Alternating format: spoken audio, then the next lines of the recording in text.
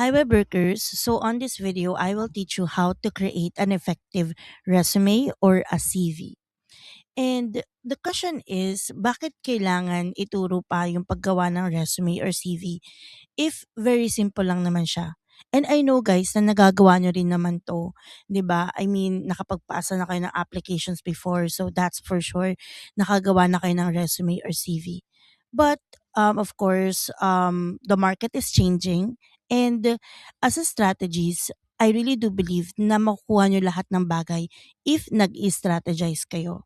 So, for me, as a strategist, very critical and very important ang paggawa ng resume or CV. Kasi akala ng mga tao, ang paggawa ng resume or CV is just very simple. Na ilalagay mo lang yung information mo, your name, your email, your work experiences, your skills, and that's it. But for me, as a strategist, it's not simple. Hindi naman sa complicated gumawa ng CV, pero kailangan ini-strategize siya. Kasi, for me, your resume and your CV is your first impression to your clients and to your company. So guys, kapag ka binarabara mo lang yung paggawa mo ng resume or paggawa mo ng CV mo, then sa sobrang daming applicants, like thousands of applicants, hundreds of applicants, 'di ba? Maaaring or malaki ang possibility na mabasura yung resume mo na hindi ka mapansin.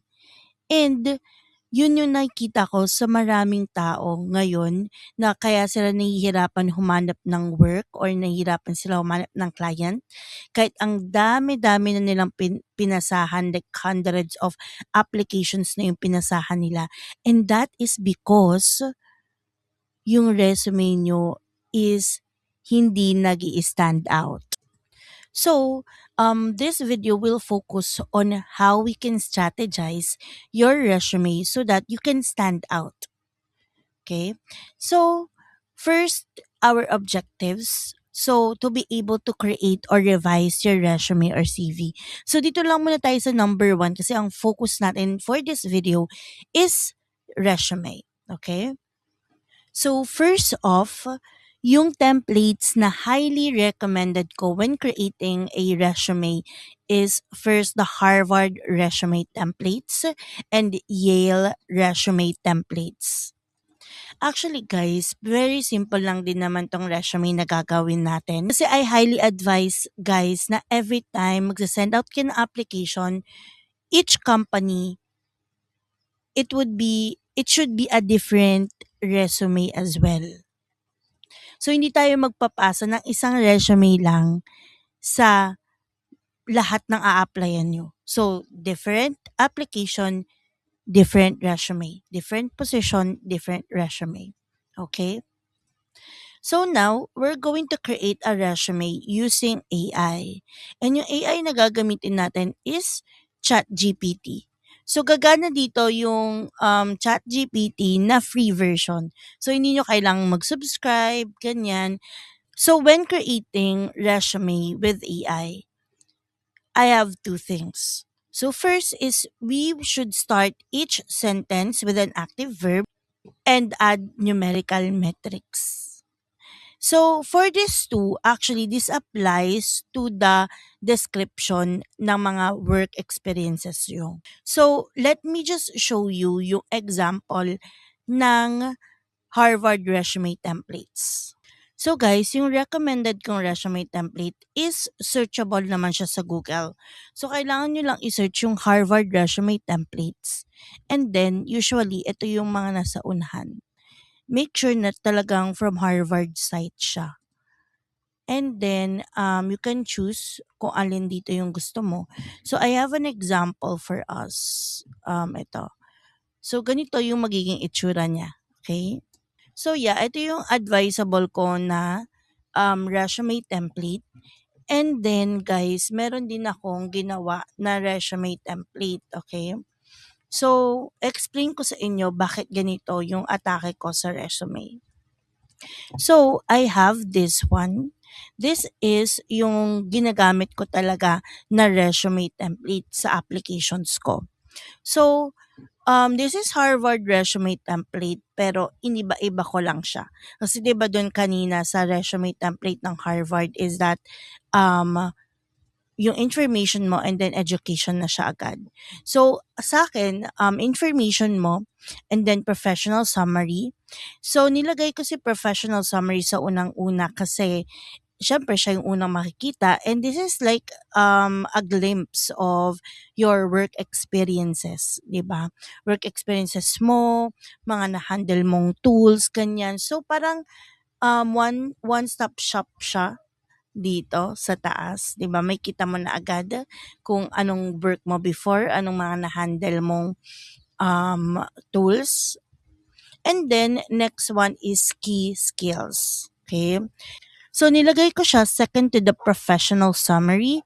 That is because important din yung mga key skills. Kasi usually yung mga clients or yung mga companies, ang tinitignan lang nila din is yung kailangan nila. Like for example, pag nakita na nila na, okay, Microsoft and Google Workspace proficient siya. Ganyan. Or yun talagang kailangan nila. For example, Shopify. Ganyan, makita na nila yun sa'yo. So, parang magiging at some point, malaline up ka na as a candidate, nasa utak ka na nila, ganyan, di ba? So, next naman is of course your professional experiences. So, dito mo siya ilalagay.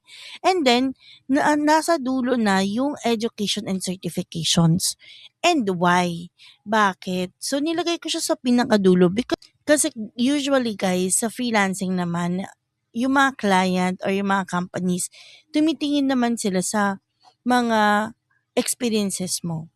Experiences or sa mga skills mo na nagagawa mo, dun sila mas tumitingin. So, madalang lang din talaga yung mga clients na naghahanap ng graduate, ganyan, or nag-require ng college graduate because, so usually kasi pag nandun ka na sa workforce, pag matagal-tagal ka na sa workforce, hindi na education din kasi ang labanan eh.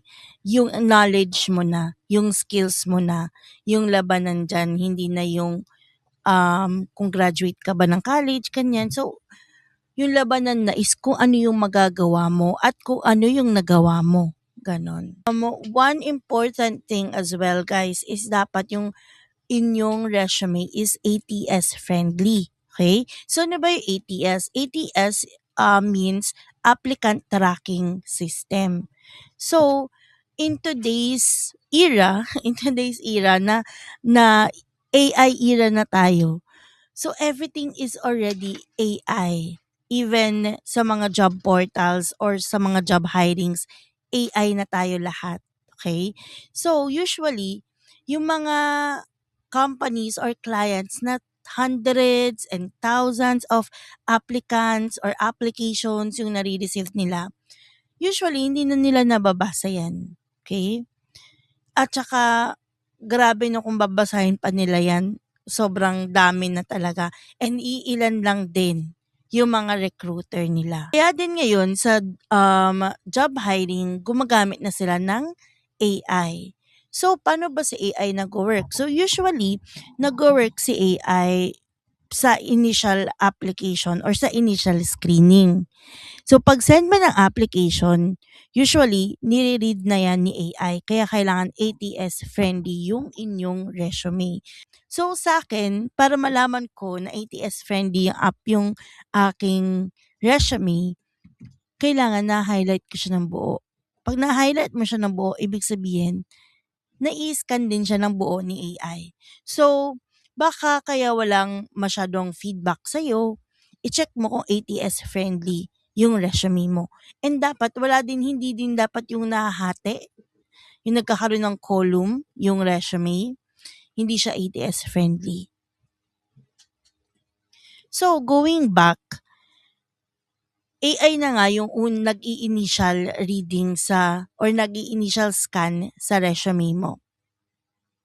And paano ba nag-work yung AI? Nag-work yung AI usually by keywords. So, keywords na lang sila.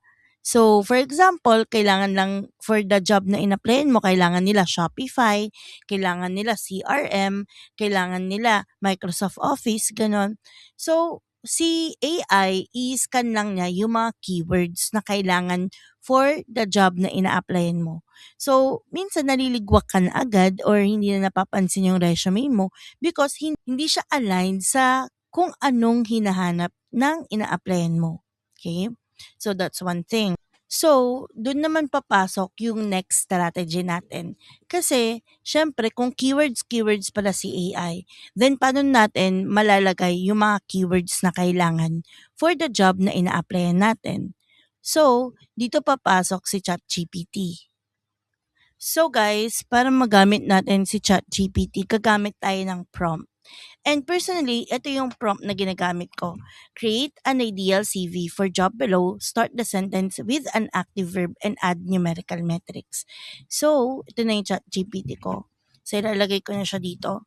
And then guys, I highly suggest na before kayo mag-edit ng resume, gumawa muna kayo ng Outlook account nyo.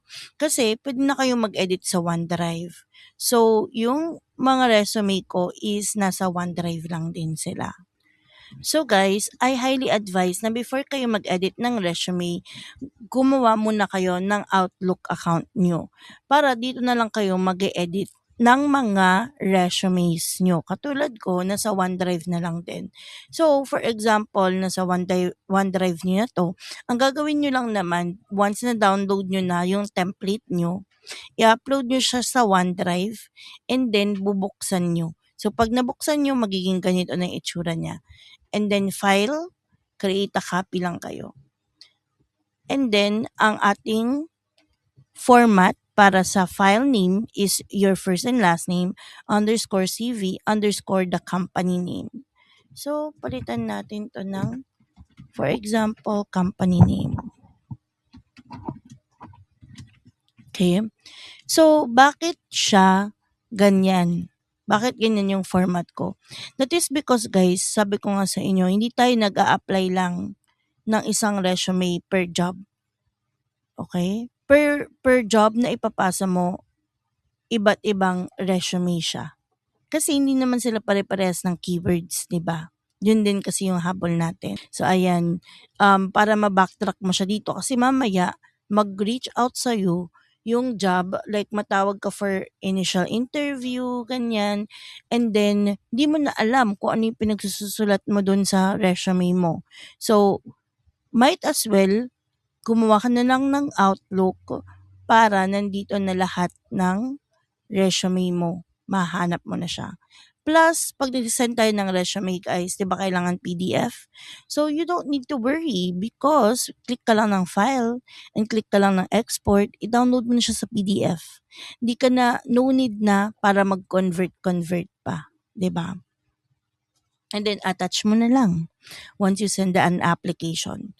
So, going back tayo sa ano natin, dito sa prompt natin. So, ito na nga yung prompt natin. So, guys, actually, dapat, since kada job nga siya ipapasa, kailangan meron na kayong a-applyan. So, let me check on here kung meron ba. But I don't think I have an account. So, ito na lang, yung personal account ko talaga yung gagamitin ko. So, I highly suggest guys, kung nag-i-start pa lang kayo, mag-apply muna kayo sa Indeed and sa JobStreet, okay? Pag sa LinkedIn, kailangan ayusin nyo muna yung profile nyo before applying. Kasi yung mga clients or companies, tumitingin talaga sila sa profile. And, dapat i-consider nyo guys na lahat ng application process or the entire application process is critical, di ba? So, kung sakali na matawag na kayo for interview or for video intro, and then hindi nyo ni-strategize yung video intro nyo or hindi kayo nag-practice sa initial nyo, then you're setting yourself up for failure. So, sayang lang din yung effort, di ba? So, ganun din sa LinkedIn, baka mamaya okay naman yung resume mo, yung experiences mo, but then hindi professional looking yung LinkedIn mo nung tinignan nila, baka maging factor din yun bakit hindi ka matawag for interview or bakit hindi ka makareceive ng feedback na nagpro-progress ka. So ito na, example natin, ito na lang na job. So, since meron na tayong prompt, next na ilalagay ko dito is, ako personally, ang ginagawa ko, itong position and then the company. Para pag kailangan ko siyang balikan, makikita ko na lang, mabilisan. So, kasi dito naman guys, sa gilid, yung history ng ChatGPT mo. Makikita dyan. So, nakikita niyo na yung history ng ChatGPT ko. Anyway, so makikita dyan, ay mababalikan mo yan guys, mababalikan mo. Okay? So, kunin natin yung full job description. But before that guys, make it a habit to scan the job description, okay? Kasi, minsan, yung ibang mga clients or companies, iba yung application process nila. Ayaw nila na mag-apply ka through this button or through Indeed, ganyan. Gusto nila mag-send ka ng email and then magpapapasa sila ng video intro, ganun. So, make it a habit to read first. Or scan lang, kahit hindi naman na-read. Scan nyo lang. And then, when applying to jobs, guys, kung sa tingin nyo na kaya nyo naman gawin yung trabaho and wala silang strict na um, requirement or strict required experience, then applyan nyo. No? Huwag kayong mapanghihinaan na, ay, parang, parang di ako papasa dito, ganyan. Wag. Kung kaya nyo naman yung work, go ahead and send application. So, bakit kailangan buong job description, coach? Kasi, guys, kaya full job description, kasi nga, usually, scan-scan na nga lang tayo, di ba?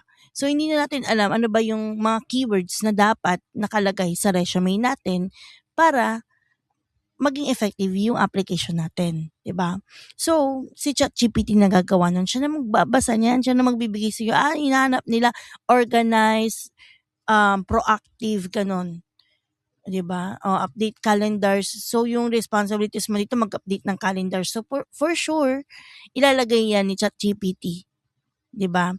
And then after nyan guys, hindi pa diyan natapos kasi dito sa ilalim naman, ay, nasend ko na. Ano ba yun? Nasend ko na siya. Wait lang, may edit naman dito. So, wag niyo akong gagayahin. Wag niyo isend. Ano kayo? Shift enter kasi dapat. Shift enter. So, ilalagay niyo dito naman sa baba. Here's my resume. Here's my resume. Then, ipipaste nyo dito sa baba. Paste your resume here. Okay? So, sa akin guys, hindi ko na ipipaste yung resume ko dito. Pero, for the sake ng sa inyo, i-paste nyo. Huwag nyo ngayaan si ChatGPT na maghula-hula na lang ng work experiences nyo dyan, okay? So, ibigay nyo sa kanya para i-edit niya, okay? So, cancel ko muna to kasi hindi naman din ako maglalagay ng resume. So, kunyari na lang, naglagay ako dito ng resume and yun yung in-improve ni ChatGPT. So, ayan, binigyan niya tayo ng professional summary, core competencies, o di ba? Kasi part of your job description is calendar management. So nilagay niya dito. Ganun kasi siya guys, nagwo-work, di ba? So ayan. So ang prompt natin sa kanya. So going back, balik tayo dun sa prompt natin. Start the sentence with an active verb and add numerical metrics. Okay. So dito yan doon yan sa description. Okay? So, yung description kailangan mag-i-start sa active verb dahil guys, according to research, doon lang ito nag-a-apply sa mga maraming applications na nare-receive. 6 seconds lang ang average na pagbasa or pag-review ng mga recruiters sa CV or resume ng isang applicant. Average of 6 seconds according to research. So yun yung nilalaman natin dito guys. Okay? yung 6 seconds. Kasi in 6 seconds, kailangan makagawa ka na ng impression sa recruiter, no? So kaya, ginagawa natin ay active verb, yung unang-una. Yan. Para pag may kita nila, okay, updated, ito ba yung kailangan nila, 'di ba? Like, manage,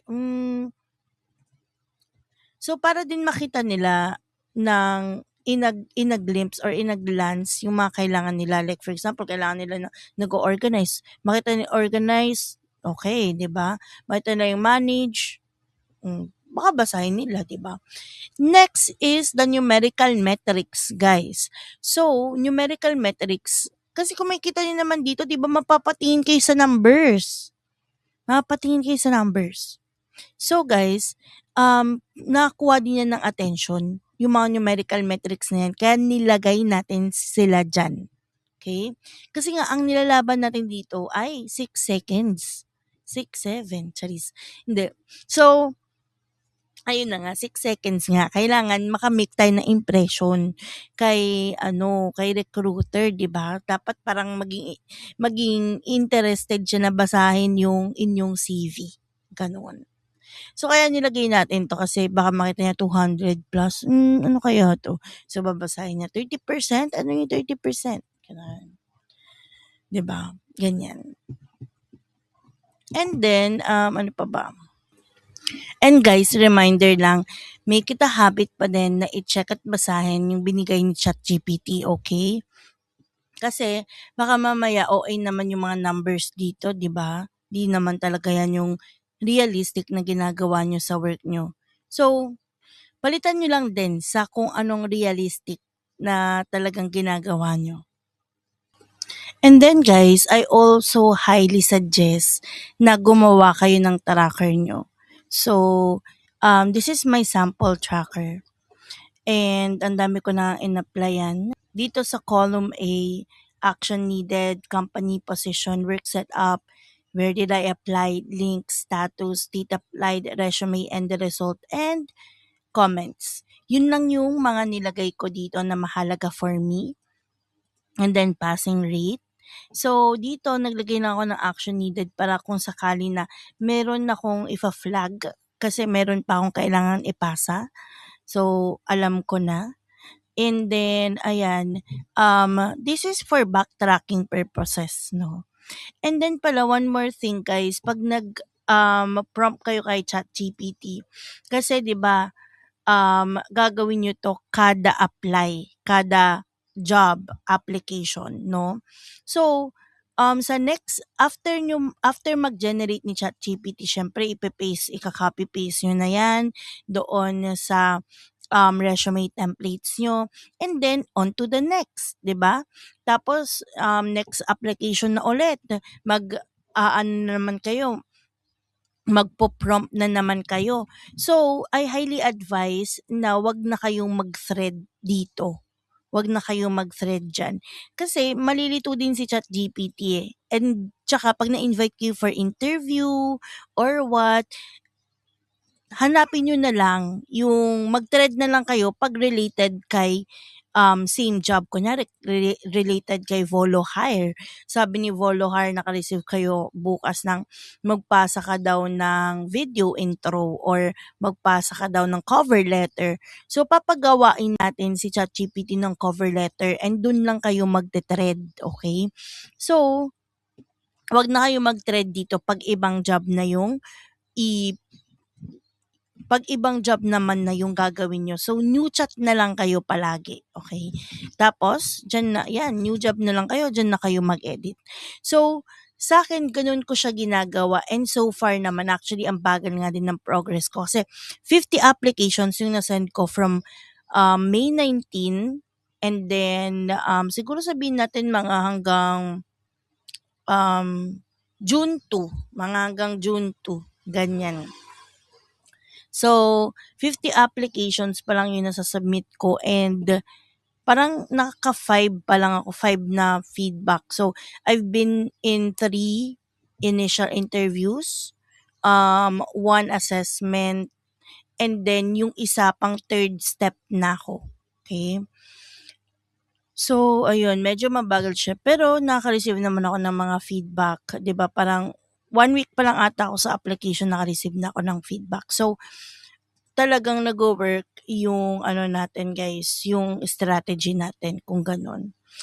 And, also, when applying, mag-apply kayo ng madami, like mag-send kayo ng application ng madami, 20 to 30 applications a day, gano'n.